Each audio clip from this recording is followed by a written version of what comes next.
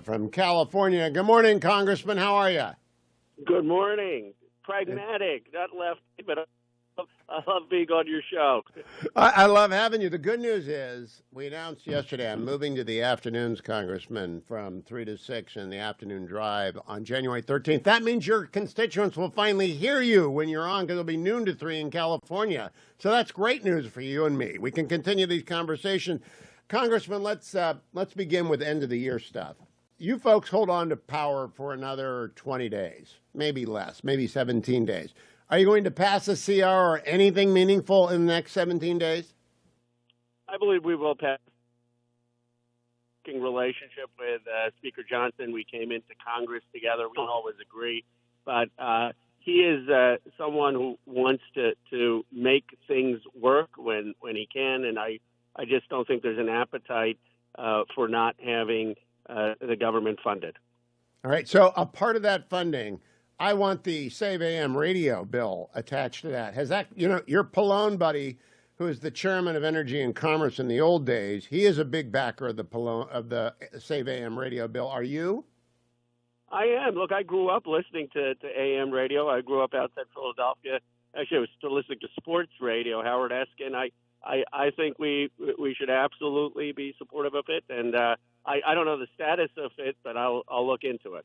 Well, I think we got more problem on the Republican side than we do on the Democrat side because the Democrats understand the emergency broadcast system, and apparently some Republicans don't. They don't like mandates, but we do want AM radio mandated in cars.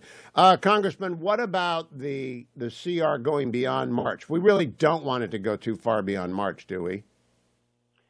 Well, look, I don't want government to shut down, but obviously it's much better to actually pass a budget. And we have differences, Republicans and Democrats. I mean, Democrats want to increase taxes for people making over $400,000. Republicans don't. We have differences on priorities of what to spend, but that's the point of Congress. You come, you negotiate, and you get something done. And so I am hopeful we're actually going to get a budget done. Now, the Congress people have an incentive to do it because all of our community projects that we bring funding for in our own districts don't get funded with a CR. So if you want your community projects to get funded, you have to have an actual budget. Okay. Now, I want to ask you about a hearing that was held yesterday about AI and kids. I'm going to have a parent on a little bit later in the show, Maureen Molak, who's an advocate for the Kids Online Safety Act. You represent Silicon Valley. The chat boxes, including Character.ai, that engage kids have proven to be dangerous to kids. Has this issue crossed your desk yet? It's outrageous. I mean, I'm one of the few people in the House supporting the Kids Online Safety Act. I represent the district. We are doing so much harm to our young kids. I mean, there should be some safety standards. This really shouldn't be partisan, Hugh. I mean, you have kids who are getting algorithmic content that is encouraging suicidal thoughts, that is encouraging them to get addicted to eating disorders. This recent case I think you're referring to is a young person who took their life because of an interaction with an AI chat box. And you look at some of the texts, they're heartbreaking. The young person is talking about how his parents are evil because his parents are restricting him to only 6 hours of access of phone time. And it's obvious that we're creating an addiction. We should pass, if there's one thing I hope Democrats and Republicans can come together on, is passing this Kids Online Safety Act. It's to protect children from the harms of social media. And I say this as someone who's very optimistic about technology and the possible benefits of AI. Yeah, the only stock I own is an AI stock because I'm so we need it. We need it for a bunch of efficiencies in the world. But we do have to keep kids off it. John Haidt, as a lefty, has written the go-to book, The Anxious Generation, on this. Are Republicans obstructing the progress of this act, or are Democrats? Candidly, it's both in the House. On the left, you have people saying, is this going to hurt the speech of the LGBTQ community because is it being drawn in an overbroad way? We managed, with legitimate civil libertarian concerns, we managed to make some good progress on that language so that attorney generals can abuse it on speech, either left or right speech. But then you have tech companies that, Meta in particular, that is basically lobbying against this bill. 68 senators passed it. It should pass in the House of Representatives. We only have 15 or 20 co-sponsors. And look, I think Jonathan Haidt's book is very much worth reading, and maybe it comes from the center-left perspective. But what he's talking about is the importance of building community. You know, when I grew up here in Bucks County, Pennsylvania, we were outside. We played street hockey, we played Little League, baseball, touch football. I'm not saying we watched TV, probably too many Rocky movies, but you weren't addicted on your phone the whole time. There's some value to having community and kids in community.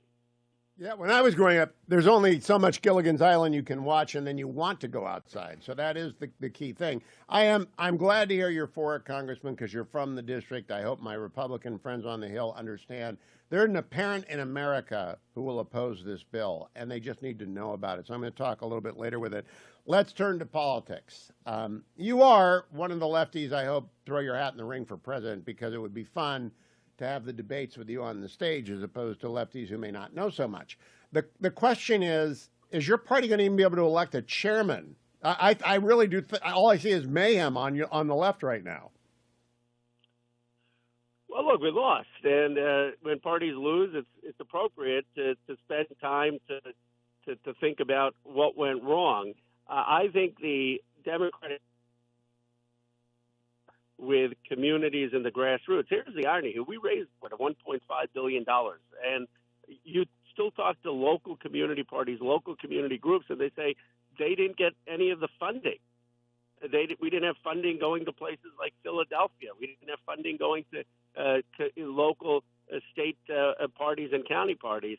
And what is most important for the DNC chair is to get this party out of the grips of some of the consultant class and return the party's base to the grassroots local communities across the country. So here's the admission against interest that you may or may not make. The vice president came out of the California Democratic machine. And if you were anointed by that machine, you win. And you don't necessarily have to deal with any kind of a serious challenge or a serious press corps. Do you think the California Uniparty is destroying the Democrats nationally? I mean, you are a Californian. It benefits you, but it sure doesn't produce resilient candidates nationally. Well, look, I'm a hybrid. I'm very proud of representing Silicon Valley. It's probably the most innovative district in the world, and we've produced some people, including Musk, who's going to be serving President Trump. But my bearings in politics often come from my time in Bucks County, Pennsylvania, and I think about the kids who I grew up with playing Stratomatic or going to Phillies games and what they would think about policy. I do think one of the things that disserved Vice President Harris is just, unlike President Biden, who had to go to black churches and basically get to know every single person in Delaware, in California, you basically raise money, have to get the party and go on TV to win. And I don't think that is the right model nationally. You know, very quick anecdote. I talked to, which I think summarizes this election. I talked to a guy, Chancey, in Milwaukee, Wisconsin, 43-year-old African-American. He was on a podcast, and I called him up a few days ago. He shook Barack Obama's hand in 2012 when Barack Obama goes to Milwaukee and says manufacturing is back. And in 2022, Masterlock, where he was working $30 an hour, shuts down, goes to Mexico. It's the last remnants of NAFTA. And today, Chancey is working for an $18 job delivering pills to the customers. He can't get a high-paying manufacturing job in Milwaukee. Chancey didn't vote. Not a single person in the Democratic Party ever talked to him after he was on a national podcast. We've got to get back to fighting for people like Chancey if we want to rebuild this party. Now, when that comes down to basics, the DNC chair, after the Republicans got blown out in 2008, we wanted a superstar, someone who was very fluent on TV, and we turned to Michael Steele, who's now really a Democrat. And I like Michael. Michael's a friend. But we made a bad choice in 2009. Do you think the Democrats are going to find a nuts and bolts man or woman to run the party, or are they going to look for a talking head? We don't need a talking head. You know, the talking heads and people who offer a vision are going to be running for Congress and Senate and, you know, and doing elective office. At the DNC, We need someone who's going to recognize that we were losing that election in part before the bell even started, because we were losing the registration battle to people like Scott Pressler in Pennsylvania, and we were losing the registration battle in Arizona, and we were losing the registration battle in North Carolina. So if we're not on the playing field doing the nuts and bolts, actually increasing registrations, restoring the party's power to local community groups, then we're not going to be able to succeed. Boy, do you know our party? Scott Pressler is like a superstar that no one knows about unless they're a Republican junkie, but you're right. I got to close this way. First of all, I'm glad to know there are other Stratomatic geeks who do politics, because I spent a gazillion hours playing Stratomatic, and it's better than any of the Major League Baseball video games. But Matt Parlow is the new president of Chapman University. He's a Yale Law School grad. He's a good friend of mine. He's a lefty, too. I mean, he's center-left. Good guy. I am curious, at Yale, did you take con law from someone? Did you take it from Amar? I took it with both Bruce Ackerman and Akhil Amar. Okay, so you know something about the Constitution. Did you like the deal that Chuck Schumer did that gave 5 circuit court judges to Donald Trump when he walks in the door in exchange for 12 district court judges now?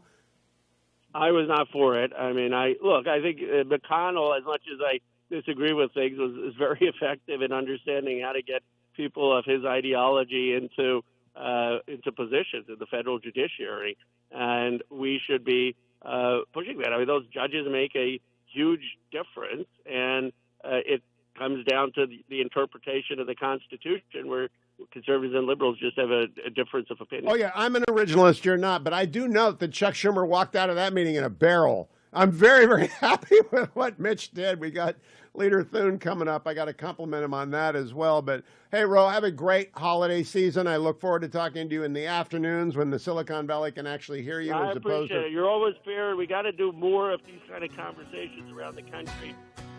And good luck on the online Protect Kids Online Act. Good luck on that. Go talk to the Republicans and tell them they are in big trouble with the moms and dads of the world and the grandparents if they don't get that thing passed. Ro Khanna, California Congressman Extraordinaire, thank you. My favorite lefty.